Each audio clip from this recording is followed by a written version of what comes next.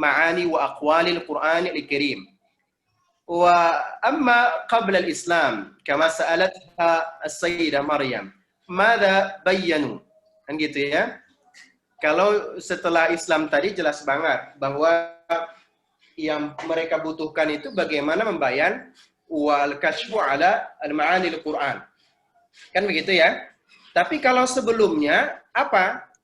Nah, jawabannya adalah yang sebelumnya adalah kalimatus syi'ri wa kalimat, ya, ada dua. Kalimat syair-syair wa alfaz al-jamaliyah. Itu, yang dua itu.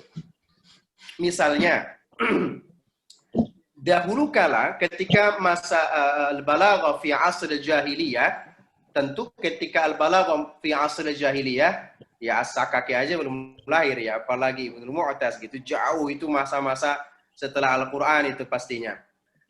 Fi asr al-jahiliyah innahum aradu an yafhamu katsiran fi ma'ani asy-syi'r. Mereka itu ingin sekali mengungkapkan kata-kata. Misalnya gini, di zaman Quraisy dulu itu ada namanya suqul ukaz. Ya, teman-teman, ada namanya suq. Suq itu pasar. Ya, ukaz. Ain ka alif z. Zain. Suqul ukaz, ma huwa suqul ukaz? Makanun sayajtami'u kullu al-balaghiyin atau kullu ahli qaryatin min Quraisyin wa an yatasabaqu fiha. Mereka di sana ingin memperlombakan ingin memperlombakan keindahan dan syair bahasa mereka. Nah, di tempat itu siapa yang paling mantap, keren nanti perlombaannya, yang paling bagus dan paling menang, maka dia bisa menjadi Raisul Qabilah. Itu luar biasa. Atau misalnya pada masa itu siapa yang ingin meminang seorang wanita, ingin melamar seorang wanita, dia tidak akan mungkin bisa meminang kalau sisi bahasanya tidak kuat dan hebat. Nah, maka yang dibayan pada masa itu adalah bagaimana mengungkapkan dan memahami syi'run wa alfaz al-jamaliyah. Contoh, jadi suatu hari di dalam kisahnya Imam Sakaki itu ada seorang ahlus Saudi yatakallam. Ma faidatu syi'rihi? Apa pentingnya syair keindahannya itu? Kemudian dia diangkat menjadi seorang Raisul Qabilah. Famadza ajaba? Innahu idza kana lahu lughah jamilah wa syu'run jamil wa tadawwuqun jamil, ketika seseorang itu punya rasa bahasa yang indah, sense yang tinggi, berarti dia akan bisa membahasakan semua yang dia miliki itu kepada setiap apa yang dia hadapi. Itu luar biasa. Misal gini, Anda tinggi nilai sastranya, nilai syairnya tinggi, alfaz al-jamaliyahnya bagus. Maka menurutnya, semakin tinggi alfaz wa syi'ruhu fi zabzihi wa husnil jamal, tinggi seni bahasanya, maka seni memahami hati orang lain akan lebih teratur, ya, akan lebih mudah fit tafahum, akan lebih mudah fit ta'arufihi. Itu ketika orang punya bahasa.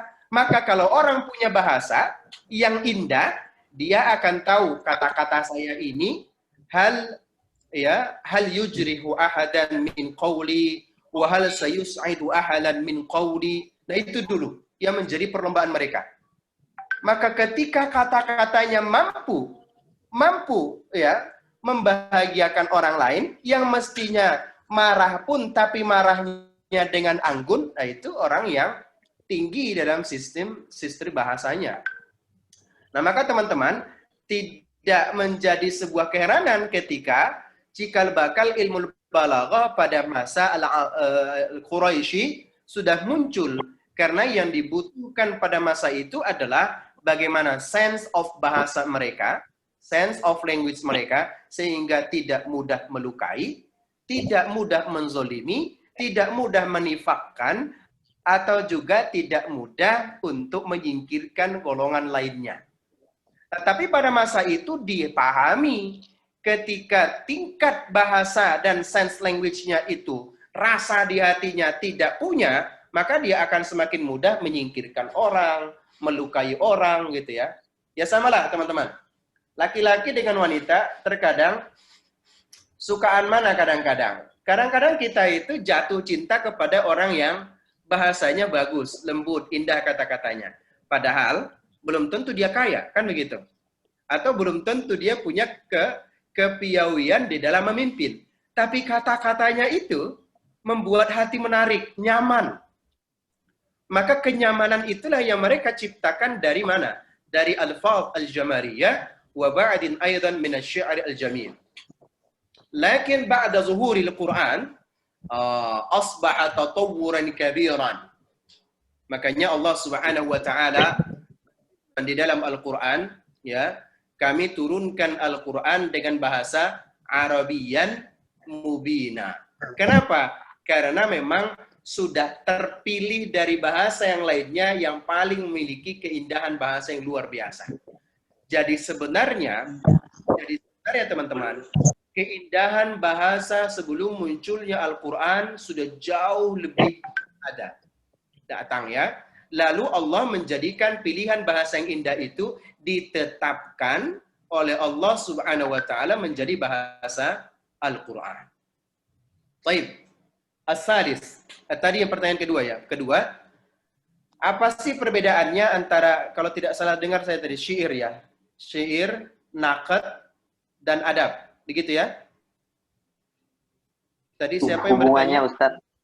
Ya. Hubungannya. Silakan. Hubungannya Ustadz, apakah ilmu balago ada hubungannya dengan adab wa naqd? Taib. Syukran. Apakah ilmu balago ada hubungannya dengan ilmu adab dan naqd? Topan. Pasti. Bedanya begini teman-teman.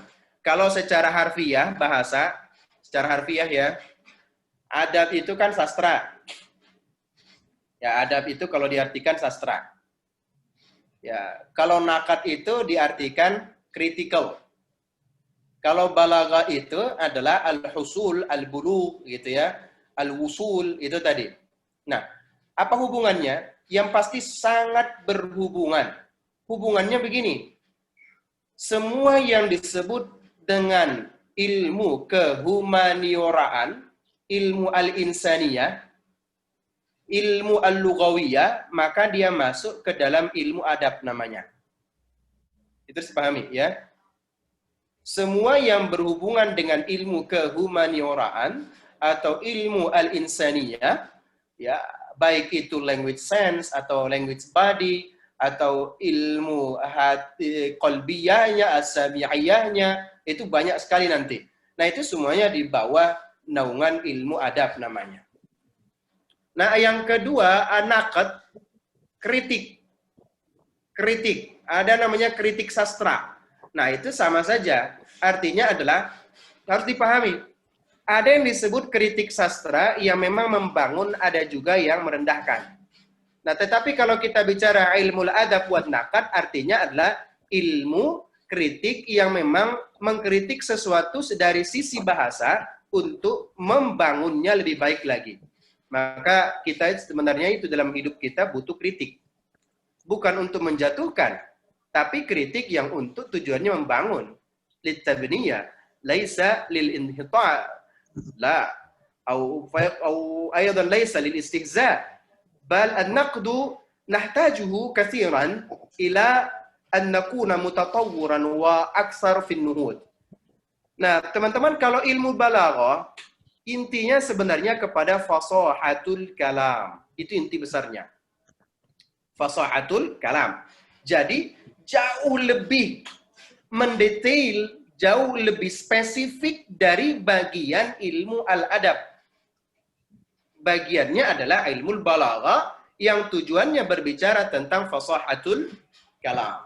Jadi fasahatul kalam itu pasti harus memahami apa? Ilmu al-adab. Ilmu adab itu adalah ilmu kehumanioraan, ilmu keinsanian. Tapi ilmu balaghah kalau kata Imam Az-Zamakhsyari innahu yaqul man darasa ilmu al-balaghah faqad darasa an kayfiyati al-kalam fushatan wa qad darasa an kayfiyati al-kalami ya mubalaghan. Orang yang belajar ilmu balaghah, kata Imam Az-Zamakhsyari, ya Imam Az-Zamakhsyari jangan lupa, walaupun ada yang disebut dengan tafsir Az-Zamakhsyari, tapi beliau ini ahli lughah luar biasa. Ia berkata, siapa orang yang belajar ilmu balaghah, maka dia sebenarnya telah mempelajari fushatul lughah, keindahan berbahasa. Dan yang paling penting, dia telah mempelajari bagaimana bahasa yang dia pahami itu dipahami oleh orang lain dengan keindahan yang sama. Ada dulu seorang profesor, beliau dulu ketika bertanya kepada kami sebagai mahasiswa-mahasiswi, beliau bertanya gini, kalau Anda ingin memahami ilmu balaghah, bagaimana posisinya, yang betapa pentingnya ilmu balaghah itu adalah bagaikan orang yang makan rendang. Tahu rendang ya? Jadi kalau saya boleh mengibaratkan bagaikan orang yang makan rendang. Misalnya Muhammad Haikal Abdul Razak pernah makan rendang. Enak sekali. Lalu kamu ingin menceritakan keindahan dan enaknya makan rendang kepada teman-teman kamu di kelas ilmu balaghah kita ini. Pertanyaannya, simpel saja. Bisakah Haikal Abdul Razak menyampaikan enak dan indahnya makan rendang kepada semua teman-temannya, tapi mereka harus merasakan enak yang sama seperti kamu rasakan makan itu? Pasti nggak bisa. Nah, itulah sebenarnya tugas belajar ilmu balaghah. Bagaimana kita memahami bahasa orang itu atau mengantarkan bahasa kita ini ke bahasa orang sehingga dipahaminya sama. Itu berat. Maka itulah Al-Quran. Ketika Al-Quran menyebut kalimat-kalimatnya, misalnya, Sa'ala sa'ilum bi'adzabim, sampai terakhir misalnya. Apakah itu ada yang paham seperti apa yang diinginkan oleh Allah Subhanahu wa Ta'ala? La. Bahkan Yusuf Qaradawi, beliau berkata begini dari sisi bahasa. Man kana mufassiran fil alam, siapapun orang mufassirnya di alam, di bumi ini, wa huwa yaqul huwa alim fit tafsir wa huwa alim fi fahmil Quran wa huwa alim fi dirasatil Quran, lam yakun belum akan, ya, lam yakun kama qasadahu Allah taala fi fahmihi, belum tentu sama seperti yang dimaksudkan oleh Allah Subhanahu wa Ta'ala. Illa wahid, kecuali satu saja, mendekati. Mendekati. Nah, itulah sebenarnya teman-teman dari sisi balaghah. Sedangkan kalau adab tadi itu ya hanya sisi kehumanioraan saja. Maka kalau teman-teman sebenarnya bicara tentang tokoh, itu pasti adab. Pasti adab. Bagaimana dia membuat atau mengarang kitab-kitabnya, itu pasti masuk ke nakatnya. Gitu ya. Makanya tadi para al-bahisun yaqul aidan kalimat wa asma Qazwaini. Qazwaini itu adalah muridnya As-Sakaki. Muridnya As-Sakaki yang mengomentari dan yang mengkritik besar terhadap karyanya Imam As-Sakaki. Jadi itu namanya Al-Qazwaini punya buku. Kalau As-Sakaki tadi punya buku namanya Miftahul Ulum. Nah, sedangkan Al-Qazwaini punya buku namanya Talkhis Miftahul Ulum. Ya. Al-Qazwaini itu punya namanya kitab Talkhis Miftahul Ulum. Talkhis itu bukan ringkasan, tapi hasil daripada meluruskan dan membangun, menertibkan atau merapihkan kembali karya besar Imam As-Sakaki. Nah, itu bentuk namanya naqad. Itu menakat namanya. gitu teman-teman ya. Silakan, masih punya waktu kita. Fadhlu. Berarti di Balagoh ini kita belajar dari aspek berbicara aja, Ustaz ya? Apa aspek tulisan juga? Bagaimana? Apakah di Balagoh ini mempelajari dua aspek, yaitu aspek pembicaraan dan aspek menulis, atau cuma aspek berbicara aja? Baik. Apakah pada ilmu balaghah hal fi hadhihi maddatil balaghah sawfa nata'allam an jawanib ya atau ahammiyati fi al-kalam wa fi al-kitabah. أليس كذلك؟ نحن لن نتعلم في هذه علم البلاغة أكثر في الكتابة. أكثرنا نتكلم ونتحدث ونبحث عن كيفية الفصاحة في الكلام فقط. Ilmu balaghah itu tidak terlalu banyak berbicara tentang aspek bagaimana menulis, atau mengukir dalam tulisan. Tetapi sebenarnya yang dititik beratkan adalah kepada bagaimana berbicara, ya, bagaimana berbicara. Terlepas nanti yang berbicara itu diungkapkan dalam bentuk tulisan, itu lain cerita. Nah, makanya teman-teman punya ilmu lain lagi, kelanjutan dari bagaimana mempelajarinya. Ada namanya arud. Pernah dengar kata-kata arud ya? Nah, itu tapi maka arud itu takti namanya, bagaimana kita memahami potongan-potongan dalam karakter dalam penulisan juga.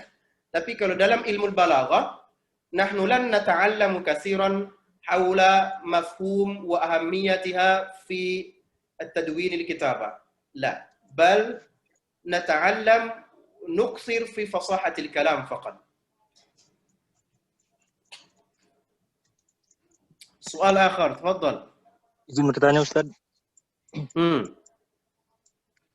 Kan tadi aneh nggak ini gitu Ustaz, lihat di Google pengertian ilmu bade. Nah itu kan pengertiannya mengetahui aspek-aspek keindahan kalimat. Dan jadi pertanyaannya, bagaimana pertimbangan keindahan kalimat tersebut di banyak perbedaan adat? Kan setiap adat punya selera masing-masing keindahan Ustaz. Anta sa'altani tab'an 'ala ilmi al-badi', alaysa kadhalik?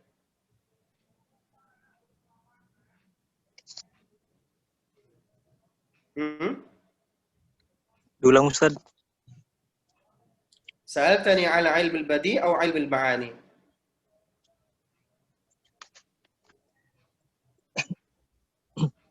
Jadi begini Ustaz.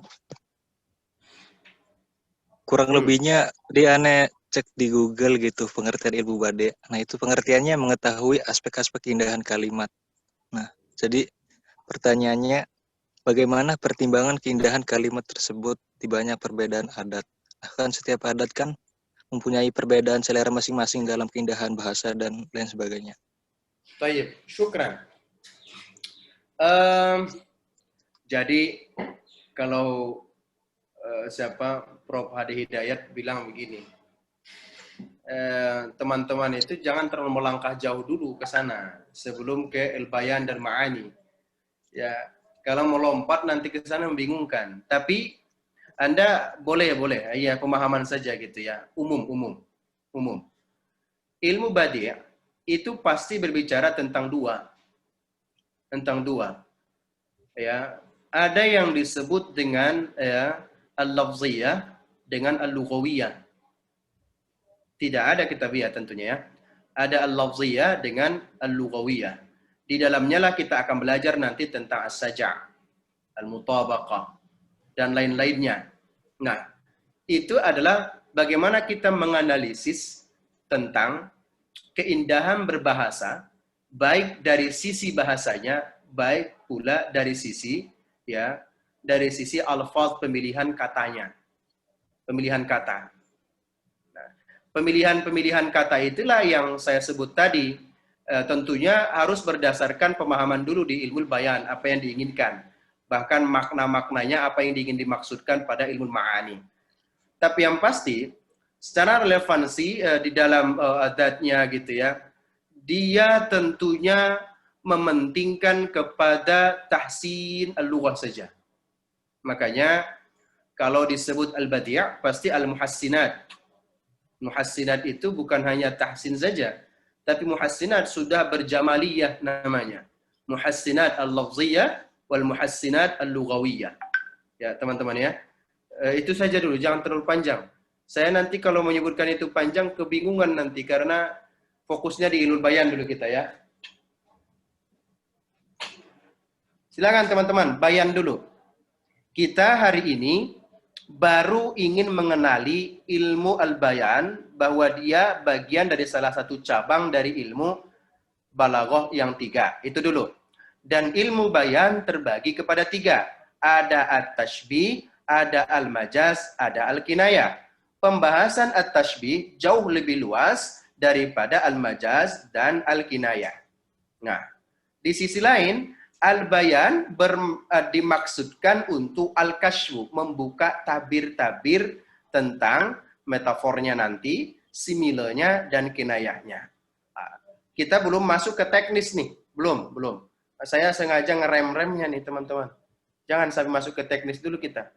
Ya, silakan teman-teman yang lain bertanya.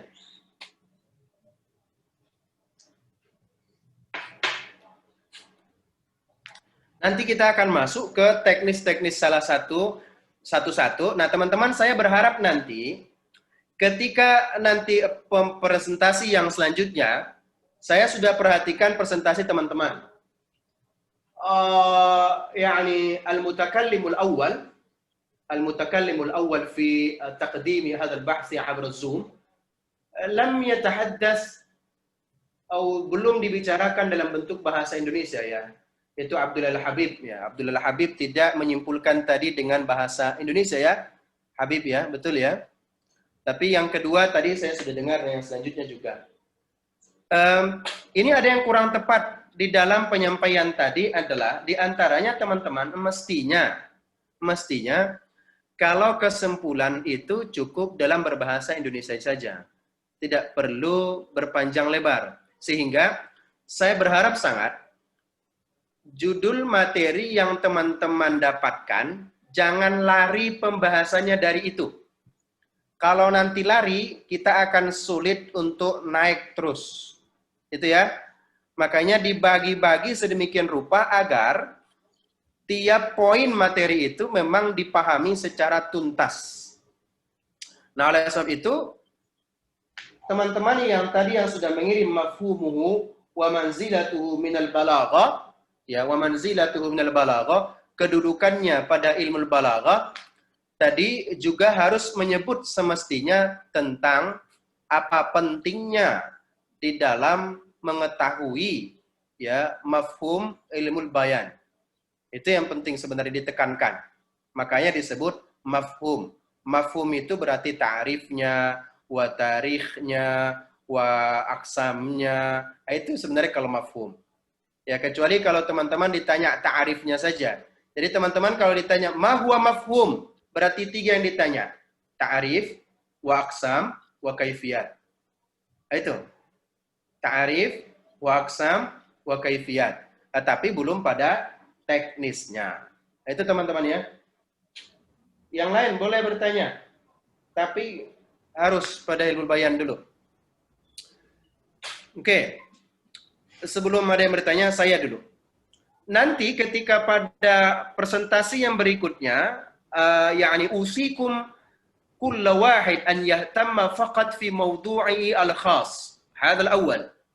Wa laysa min al-wajib an yusharika at-talib, enggak harus banget ya gitu ya. Mengikuti urutan buku persis. Yang penting adalah nahnu nabahas wa natakallam an mawdu'in ladzi qassamtu ilaikum. Yang penting kita bicara tentang tema atau judul yang saya kasih itu saja. Kalau teman-teman memahami buku itu membingungkan. Ya, saya yakin Anda pasti bingung itu buku. Karena bahasanya itu bukan bahasa yang sehari-hari yang mungkin kita mudah kenal biasa gitu ya. Tapi itu bahasa Al-Azhar di Kairo. Oleh sebab itu dalam cara menyampaikannya pun ke teman-teman harus melalui bahasa yang mudah-mudah saja. Oleh sebab itu jangan terlalu terpaku, jangan terlalu harus mengikuti urutan dan persis seperti itu. Tapi jadikan itu kitaban muqarrar wa mu'tamidan alaihi. wa hakadha. Baik teman-teman, wa naktafi bihadzal qadar. Kita cukupkan sampai di sini materi kita. Dan insya Allah kariban saya nanti akan ada waktunya mengirimkan tentang seluruh isi sejarah ilmu balaghah. Sejarah ilmu balaghah. Nah, tujuannya adalah saya berharap nanti sejarah ilmu balaghah dan tashbih itu yang kelak akan kita jadikan sebagai bentuk UTS. Ya, di UTS kita ini sebenarnya cuma dua yang kita inginkan nanti. Satu tentang sejarah ilmu balaghahnya, yang kedua adalah tentang at-tashbih. Kita nggak muluk-muluk, banyak dulu yang kita ingin tahu. Apa tadi? Tentang tarikh ilmu balaghah wa at-tashbih faqat. Ya, baru nanti pada setelah UTS kita akan melengkapi kepada al-majaz wa al-qinayah. Aktafi bihadzal qadar wa nahnu insyaallah taala narakum fi usbu' al-qadim. Teman-teman, usbu' al-qadim tidak menggunakan Zoom. Saya khawatir teman-teman juga khawatir pada kuotanya. Tapi sebenarnya bukan hanya mahasiswa yang problem nanti ya. Dosen juga problem juga kali ya. Wallahu a'lam bissawab. Al-muhimmu usbu' al-qadim narakum insyaallah abra Zoom, lakin usi liman min maw'idi an yuqaddim al-ba'as an yuqaddim muqaddaman lebih awal lagi. Wa hatta nastami' ilaihi katsiran wa nafham wa ba'din nahnu sawfa nadrus abra al-group WhatsApp insyaallah. Barakallahu fiikum. وجزاكم الله خيرا على حسن اهتمامي وصبر الدراسة ونختتم بقراءة الحمدلله. الحمد لله يا رب العالمين. Dengan baca kafaratul majlis. Subhanakallahumma wa bihamdika. Bihamdika asyhadu an la ilaha illa anta astaghfiruka wa atubu ilaik. Assalamualaikum warahmatullahi wabarakatuh. Waalaikumsalam warahmatullahi wabarakatuh. Syukran Ustaz. Syukran.